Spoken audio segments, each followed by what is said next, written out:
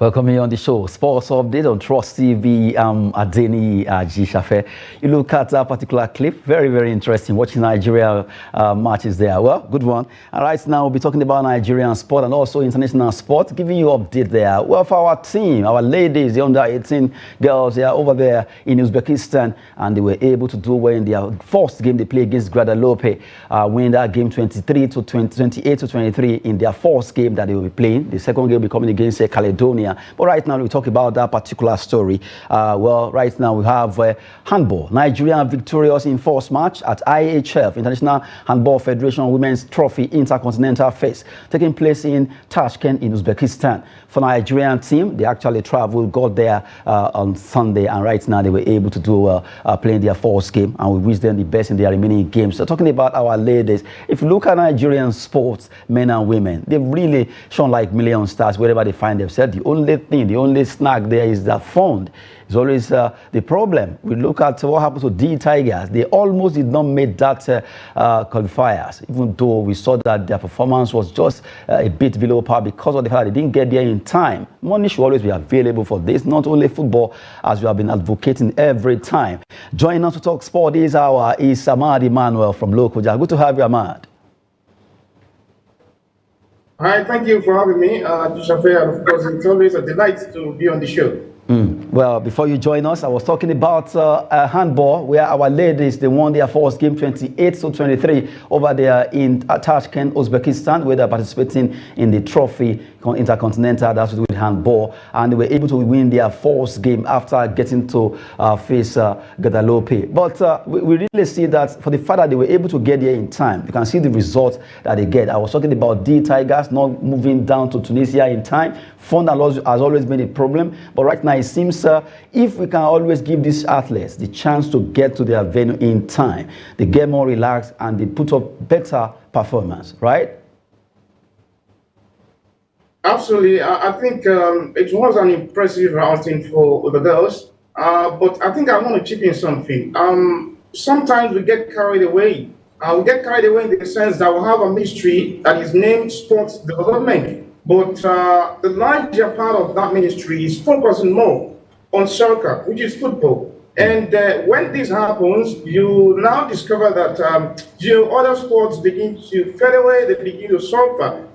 Another ultimately probably when we have a major event that is coming up, that they will now wake up and say, oh, who is responsible for this? Who is supposed to do this? Who is supposed to do that? And then we'll start the fire brigade approach. And probably, maybe if we're lucky enough to have a good or better outing, and they'll begin to applaud the athletes. This is not the best way to structure or prepare, athletes to go deliver at the one stage. You made mention of the, D Tigers. And even the D Tigers, if you ask me, both for me are really not doing well at the moment. Why? We understand that probably of recent, maybe before this current administration under Honorable John Edo, we knew what the D Tigers and D Tigers did. Even at the worst stage, they were forced to reckon with. What happened to that momentum? Why is nobody making a follow-up and possibly trying to keep this, zeal going? Why must we wait for particular major tournament before we assemble these guys to come around and possibly have, some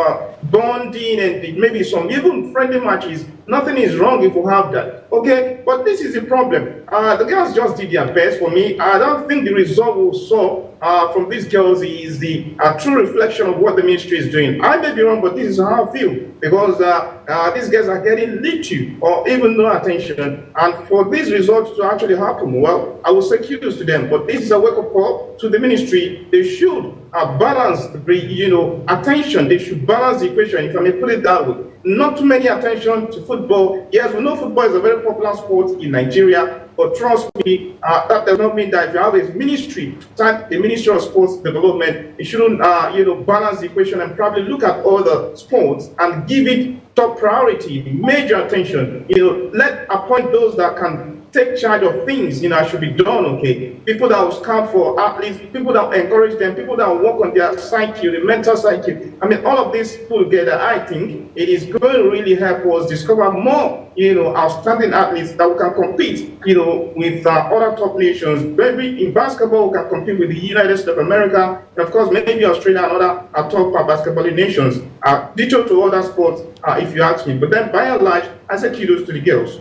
Kudos to the girls. They're talking about Nigeria under 18 team over there in Tashkent, Uzbekistan for what they've done so far. Their first game against Guadeloupe, they won 28-23, and they'll be facing Caledonia next. We wish them the best as they prosecute their games there. Well, right now we're talking about boxing, away from handball, and a big fight is coming up between Anthony Joshua and Francis Ngannou. Well, that particular game right now, Anthony Joshua is already talking that he believes Ngannou showdown is a good matchup for him ahead of this particular bout.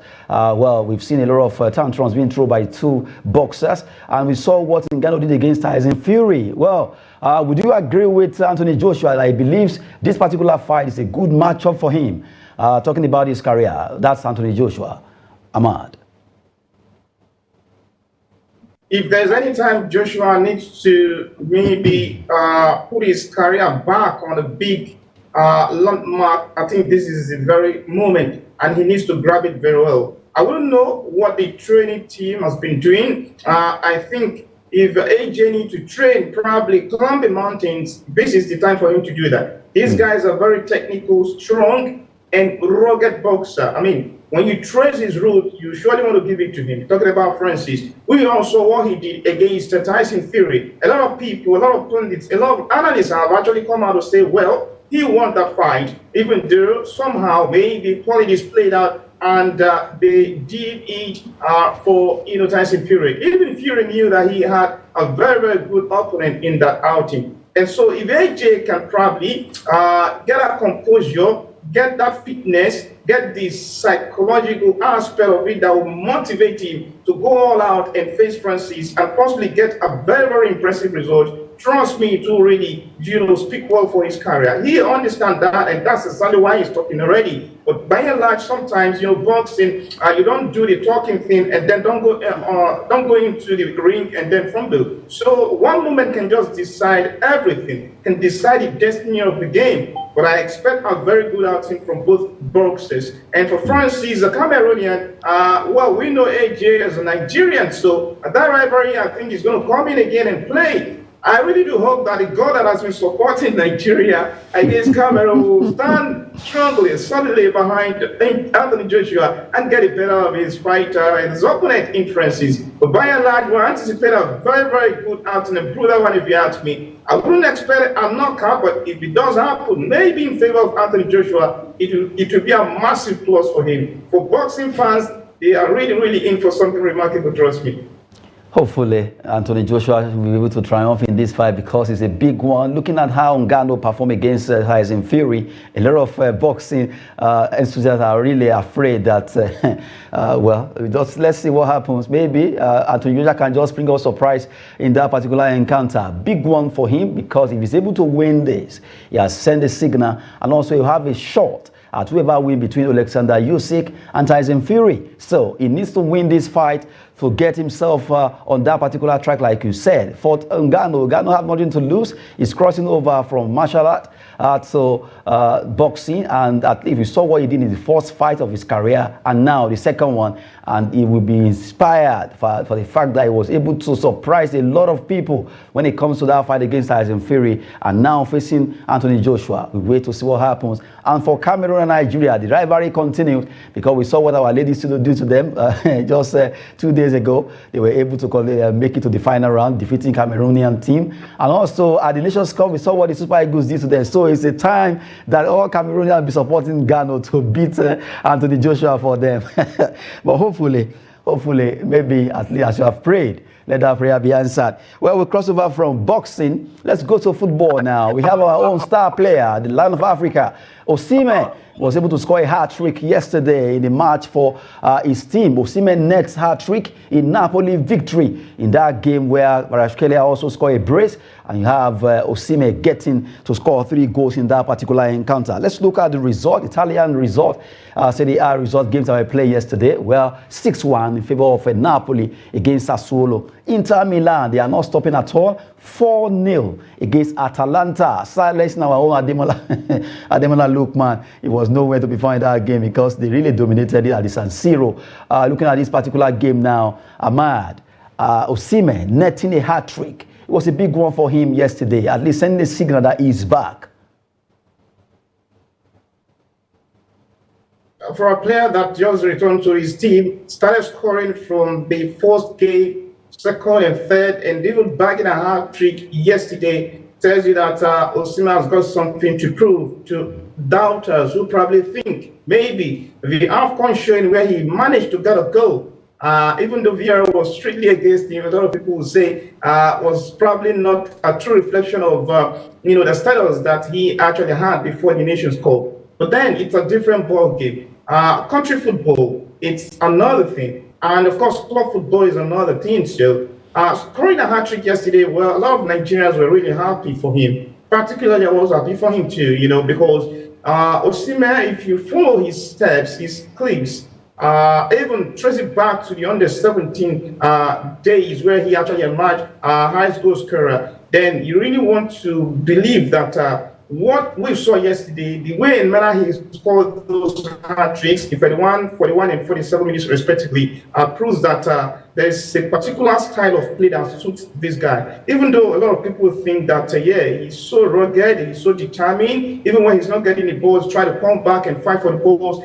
Come on, he is a center forward. He's supposed to be a finisher. I mean, when you look at the way, a particular Erling Haaland plays for Man City, he doesn't strive or probably work so hard for the ball. He only wait and position himself, give him the ball, and then he's going to net it for you. I think this is basically what attackers should be doing. But in the mentality of Africa, we believe that everybody must work. And so we saw that, Osimhen, he was overworked at the AFCON. And right now in club side, he's doing magic. And, the passes were coming. The way they laid the ball for him was just, hey, where is the goalkeeper? Where do I put the ball? And that's it. So I think if we have a particular manager, maybe I wouldn't know for now, watching him, they should be able to believe and think and build a way around how to really, utilize the quality of Victor Osimhen. But by and large, it was a superb outing for him. A hat-trick in a very, very, keenly contested game, if you actually don't forget, not minding the result, I should say, against our solo.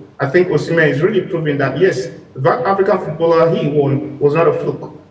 It wasn't a fluke at all. Talking about Victor Osimhen there, alongside Ahmed Emmanuel, joining us from local Jakoge State to talk sport with us on the show, Sports Update. And right now, if you look at how the table is standing after that particular win for Napoli, let's look at the table, Italian Serie A table. We have Inter really running away with it. They really want to win the Scudetto. Match day 26, they have 69 points, 55 goal difference. Juventus, as they call them, the old ladies, are really also fighting hard. They have 57 points. You have AC Milan, the Rossoneri, 53 points. Bologna, surprisingly, 48. Atalanta, Roma, Fiorentina, Lazio, and Napoli, defending champion right now, standing 9th position with 40 points alongside Lazio. Torino with 36 points, bottom of the table from 11 to 20. You look at teams that are fighting hard to see how they can be there. Let's look at the table from 11 to 20 there. Well, for Monza, Genoa, Empoli, Lecce, Udinese, Frosinone, Verona, Sassuolo, Cagliari, followed by Salernitana, standing from that particular 36 down to 13 when it comes to the point. And you look at the goal difference of 33, minus 33 for Salernitana. That shows that they are really not ready to stay in the Italia Serie A for this season. Well, a big one there for the likes of Inter Milan. They really want to run away with this Scudetto. Match day 26, they have 69 points, running away with it ahead of other teams over there in Italia Serie A. Well, quickly, we run through a match that will be coming up today in the Spanish Copa del Rey between Atletico Bilbao versus Atletico Madrid. Big match there between the two athletic clubs. Where will you be standing, Ahmad? Are you Atletico or you are Athletic? I'm standing in between. Okay, it's a rivalry game. in the Spanish Copa del Rey. I think Barca is no longer in the picture, and I think Real Madrid is no longer in the picture. So it's going to be one of the biggest games, if you ask me, as far as this tourney is concerned. But I think somehow Atletico Madrid should be careful. Atletico de Bilbao will come out with full force and probably want to get a very, very good result against them, knowing well that in Villa Liga Santander, there's no hope for them probably getting closer, to the trophy at all, probably, or the title at the end of the season. So that will make it more interesting if you ask me. However, for the boys who will be on the road, talking about Atletico de Madrid, they will also look around and say, well, we can do it. After all, we actually kicked out the likes of Real Madrid, and so that gives them that belief that they can go all the way and dispatch any opponent if they really want to win this trophy. Well, Atletico Madrid needs to be very careful of that particular Iñaki Williams, fantastic player from Atletico Bilbao there. Talking about match coming up between Atletico Bilbao and Atletico Madrid there, Athletic rather. Well, the name sounds so close. We have two stories for you concerning Nigerians, but this time around we start with the Super Eagles captain, Ahmed Musa. Ahmed Musa right now, by mutual consent, has actually parted way with his former club now, Sivasspor of Turkey, due to wages not being paid. Well, for like give them a warning message for a month, and now that seems not to be happening, and just have to part way with his club there. Well, Ahmad, for Ahmad Musa, we know that he still has some football prowess in him, and I'm sure club will still come for his signature. But right now, against Sivasspor, he actually left that club with. Well, I read that story. Mutually terminating his contract with Sivasspor. Maybe somehow the club deliberately not really paying what they're supposed to pay. I wouldn't know, I may be wrong. That's how I feel. And when things happen this way, you have to look elsewhere, look for options. Okay, I think he's got a very good team, good agent that is working for him. I wouldn't be surprised if Musa maybe announce his next home to be the United States of America, going to the MLS and play and get a little bit of money there. He has played in Saudi Arabia before now, remember. So I wouldn't think or believe or see him going back to Saudi Arabia. I think USA maybe. A lot of people were like, okay, probably the Nigerian league is so good, Musa probably will have been thinking of coming back home. But trust me, I don't see any team in Nigeria that can actually pay Ahmed Musa's money as it is right now. Having said that much, what's the need for you to be working and not get paid? So if the pay is not coming, and then you have to go, and that's exactly what Ahmed Musa, has done. Having said that much, he's still got some years to play, I think, and when the time is right for him to say goodbye to football, I'm sure he's going to do that. But people thinking that possibly because he has actually terminated a particular contract with a team, and so that will inspire him to say, okay, he's going to call it quit. I don't see that happening. Coming to England, it's a no for me. But I think strongly in me, he should be heading straight to the MLS, the United States of America, and of course, show the rest of his talent over there, maybe get the best of footballing time in that part of the world. Well, talking about Ahmed Musa there, I think UEFA needs to do something, or FIFA, concerning this being owing players coming from the likes of Turkey, Albania, all those countries. It's not only in Nigeria we are owing, it's also happening in those clubs. Well, for Sivasspor, they need to up their antics to get the welfare of the players well. For Ahmed Musa, we wish him the best. And now, let's talk about the man that has seen it when it comes to Nigerian Premier Football League. He has moved around, but right now, he has just thrown it over there in Gombe. His name is Baba Ganaru. News have it that Coach Baba Ganaru resigns as head coach of Gombe United. And we've seen that team, they are not really having it easy right now, standing 19th on the log, just ahead of Fatland FC. What is happening? Gombe United, Ganaru parted ways right now. Well, sometimes when you're a manager who understands the job, who believe in your ability, you don't wait to be fired before you call it quit. And I think that's exactly what Baba Ganaru has done. There might be some internal issues that probably we do not know at the moment. We may get to know about it maybe later. That's how I feel, because when you put out all of the tactics that you believe can give you result and the players are not being able to utilize it, then you are the scapegoat at the end of the day when the result isn't coming. So for Baba Ganaro, he believes that possibly because the result isn't coming, like you said, the opposition on the log is not encouraging at all, and the fans are losing their heads already. The management are unhappy with the team. So if they are blaming him, and he believes strongly in his heart that he is not the reason for the failure or the downfall of the team, the right thing is to resign. And I'm very sure a lot of other good teams will come for him if he actually proves that he's got what it takes to deliver as a very good manager. Having said that, this is Nigeria. Like I said, there might be some issues that we do not know.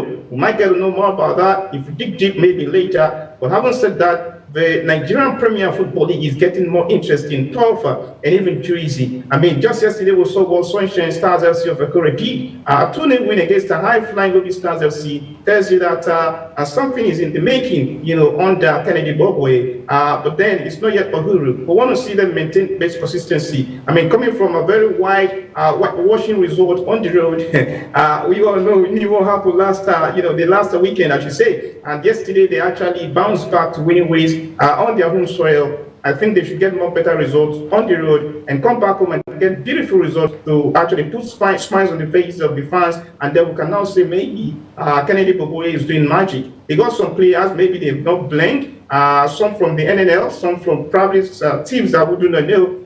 Overall, I think the Nigerian Premier Football League is doing well, but we need to do better.